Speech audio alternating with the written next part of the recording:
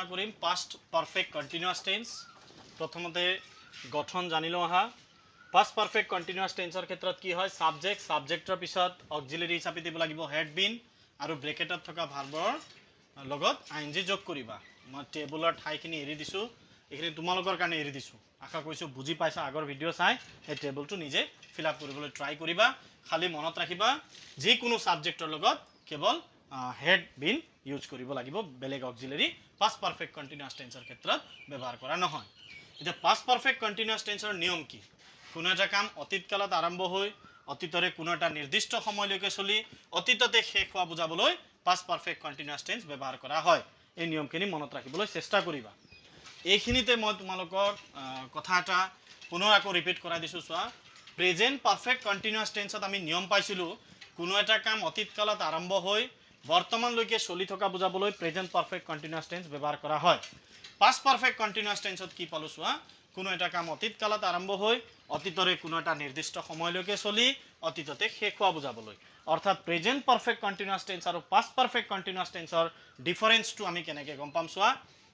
কাম আৰম্ভ হৈছিল অতীতত যদি বৰ্তমানলৈকে চলি আছে প্ৰেজেন্ট পাৰফেক্ট কন্টিনিউয়াস টেন্স আৰু যদি এতিয়া শেষ হৈ গল অতীতৰ এটা সময়লৈকে চলি যদি এতিয়া শেষ হোৱা বুজাইছে তেতিয়া past perfect continuous tense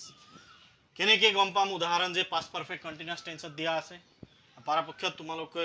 clue বিচাৰিবলৈ চেষ্টা কৰিবা পাস্ট পাৰফেক্ট কন্টিনিউয়াস টেন্সৰ ক্লু কি হয় চোৱা সিন্স ফৰ লগত দিয়া থাকিব অতীতৰ শেষ হোৱা সময় বা পাস্ট ইনডিফিনিট টেন্সৰ সেন্টেন্স এটা পিছপিনে দিয়া থাকিব পাৰে ইয়াত লিখি ল'ব পাৰা পাস্ট ইনডিফিনিট টেন্সৰ সেন্টেন্স বুলি সো এইখিনি হল পাস্ট কন্টিনিউয়াস টেন্সৰ বেসিক কনসেপ্ট এতিয়া ইয়াক আমি উদাহৰণৰ সৈতে ক্লিয়াৰ কৰিবলৈ চেষ্টা কৰো আহা চোৱা যদি মই দিও বলে it rain since morning the boys play since morning and started to shout ইয়াত চোৱা ইয়াত দিয়া আছে সিন্স ইয়াতো দিয়া আছে সিন্স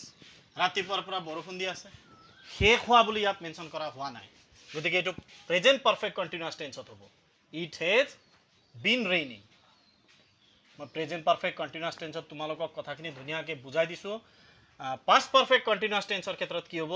একে ক্লু পাইছা তোমালোকে সিন্স পাইছা কিন্তু ইয়াত শেষ হোৱা বুলি দিয়া আছে the boys play since morning and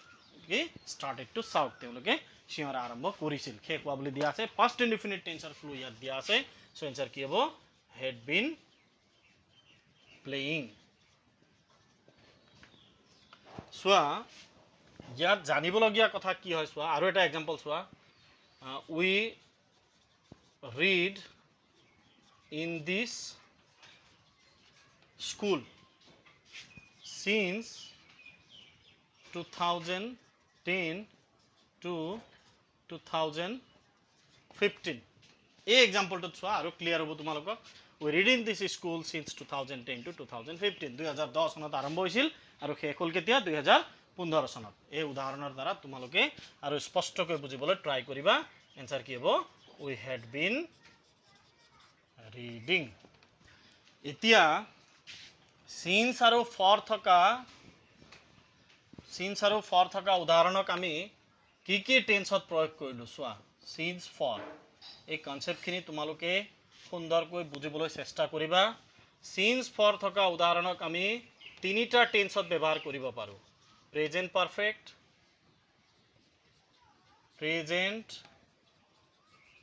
perfect continuous tense আৰু পাস্ট পাৰফেক্ট কন্টিনিউয়াস টেন্স চোৱা ইয়াত since for থকা উদাহৰণক আমি প্ৰেজেন্ট পাৰফেক্ট কন্টিনিউয়াস আৰু পাস্ট পাৰফেক্ট কন্টিনিউয়াস তিনিটা টেন্সত আমি প্ৰয়োগ কৰিব পাৰিম প্ৰেজেন্ট পাৰফেক্ট টেন্সত যদি প্ৰয়োগ কৰিব লাগে আমি কেতিয়া প্ৰেজেন্ট পাৰফেক্ট টেন্স ব্যৱহাৰ কৰিব পাৰো বুলি ক'লে যদি ব্ৰেকেটত ing যোগ কৰিব নোৱাৰা ভাব দিয়া থাকে নো বি ফিল সি মই শিকাইছো তোমালোকক এইবোৰ প্ৰেজেন্ট পাৰফেক্ট কন্টিনিউয়াস টেন্সত কেতিয়া যদি ঘটনা এটা কি অতীত কালত আৰম্ভ হৈ বৰ্তমানলৈকে চলি আছে যদি অতীতত আৰম্ভ হোৱা ঘটনা যদি এতিয়ালৈকে চলি থকা বুজায় তেতিয়া প্ৰেজেন্ট পাৰফেক্ট কন্টিনিউয়াস টেন্স আৰু পাষ্ট পাৰফেক্ট কন্টিনিউয়াস টেন্স কেতিয়া ব্যৱহাৰ কৰিব পাৰিম বুলি ক'লে সোৱা কাম আৰম্ভ হৈছিল অতীতত কি কেইদিনমান চলিলে অতীতত আৰু অতীততে কি হোৱা বুজাইছে শেষ হোৱা বুজালে কি হ'ব পাষ্ট পাৰফেক্ট কন্টিনিউয়াস টেন্স ব্যৱহাৰ কৰা হয় গঠনৰ সৈতে মনত ৰাখিবা প্ৰেজেন্ট পাৰফেক্ট টেন্স হলে হ'ব সাবজেক্টৰ পিছত হেভ বা হেজ দিবা ইয়াত তোমালোকে হেভ আৰু হেজ দি কি ভাৰ্বৰ third form present perfect continuous tense হলে এগেইন হেভ আৰু হেজৰ লগত কি দিব লাগিব বিন আৰু ব্ৰেকেটত থকা ভাৰ্বৰ লগত আইএনজি আৰু পাষ্ট পাৰফেক্ট কন্টিনিউয়াস টেন্স হলে হেড দিবা হেড বিন আৰু ভাৰ্বৰ লগত কি যোগ কৰিব লাগিব আইএনজি সো এই কনসেপ্টখিনিক আকৌ আমি উদাহৰণৰ সহায়ত ক্লিয়াৰ কৰিবলৈ চেষ্টা কৰো আহা সিন্স ফৰ থকা উদাহৰণক আমি তিনিটা টেন্সত আমি কিদৰে ব্যৱহাৰ কৰিব পাৰো সোৱা we work for 3 hours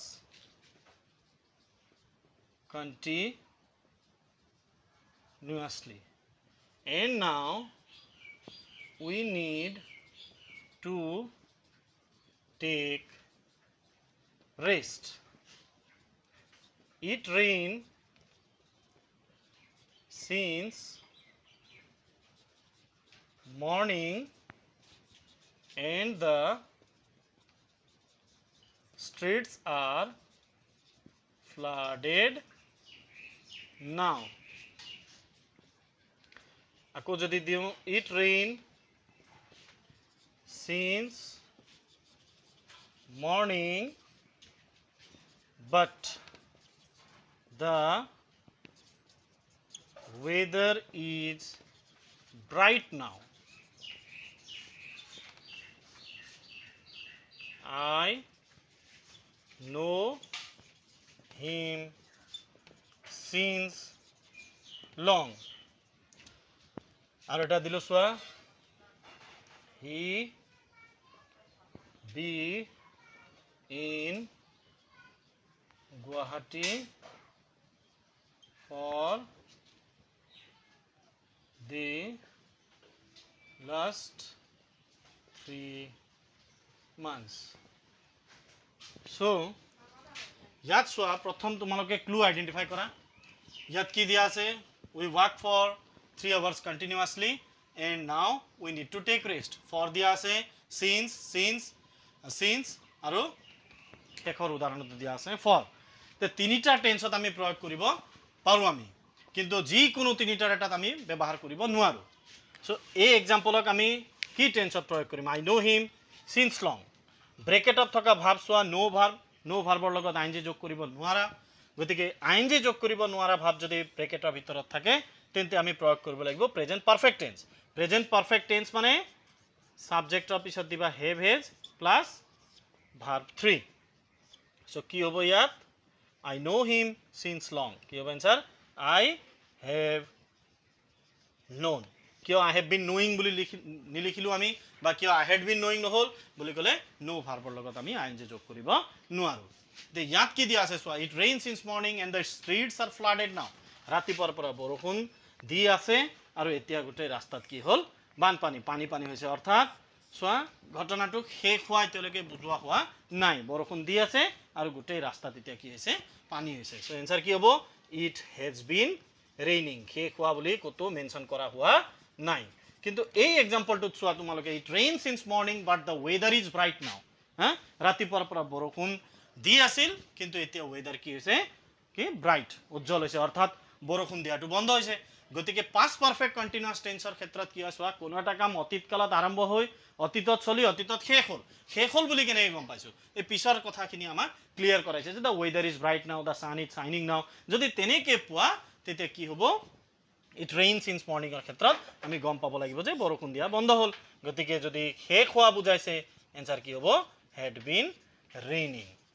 ta jodi a example to jodi saw soa we work for 3 hours continuously and now we need to take rest আমি 3 ঘন্টা ধৰি কন্টিনিউয়াসলি খোজ কাঢ়ি আছো এতিয়া আমি ৰেষ্ট লব লাগিব নে ৰেষ্ট লৈছিলো বুলি দিয়া আছে we need to take rest উই টুক ৰেষ্ট বুলি দিয়া হোৱা নাই উই নিড টু টেক ৰেষ্ট আমি অলপ সময় জিৰণি ল'ব লাগিব অৰ্থাৎ আমি এতিয়ালৈকে খোজকাঢ়ি আছোঁ অতীত কালত আৰম্ভ হৈছিল 3 ঘণ্টা আগত আমি খোজকাঢ়া আৰম্ভ কৰিছিলোঁ ষ্টিল উই আৰ ৱাকিং ডেট মিন্স অতীতত আৰম্ভ হোৱা এতিয়ালৈকে চলি আছে এনসাৰ হ'ব উই হেভ বিন ৱাকিং he be in Guwahati for the last 3 months ব্ৰেকেটত আছে বি ভাৰ্বৰ লগত আমি আইএনজি যোগ কৰিব নোৱাৰো গতিকে এনসাৰ হ'ব হেজ বিন আশা কৈছো তোমালোকে বুজি পাইছা ইয়াত জানিবলগীয়া কথা এটা চোৱা কন্ডিশনাল টেন্সৰ ক্ষেত্ৰত কেতিয়াবা কি হয় এন্ড যদি তোমালোকে মাজত পোৱা এন্ড থাকিলে দুয়োপিনে আমি কেতিয়াবা পাষ্ট ইনডিফিনিট আৰু পাষ্ট ইনডিফিনিট টেন্স ব্যৱহাৰ কৰিব পাৰো এই কথাখিনিও তোমালোকে ষ্টাডি কৰি ল'বা কি বুলি কয় নিজৰ নিজৰ শিক্ষককো সুধি ল'ব পাৰা বা পিছতো মই এই কনসেপ্টখিনি তোমালোকক ক্লিয়াৰ কৰাই দিম সো আশা কৈছো past tense past indefinite past continuous past perfect আৰু past perfect continuous tenseৰ কনসেপ্ট তোমালোকৰ ক্লিয়াৰ হৈছে নিয়মবোৰ তোমালোকে বহিত লিখিবা বাকি উদাহৰণবোৰ নিজে কৰিবলৈ চেষ্টা কৰিবা আৰু পঠাবা তোমালোকে খুদিবা যদি কিবা খুদিব লগা থাকে কমেন্ট কৰিবা তেতিয়া বুজি পাইছা নে পোৱা নাই তোমালোকৰ পৰা পোৱা সহাৰিটোৱে আমাক পৰৱৰ্তী সময়ত আকৌ আমাৰ এই প্ৰচেষ্টা অব্যাহত ৰখাত সহায় কৰিব সো আজিৰ কাৰণে হ'ব থ্যাংক ইউ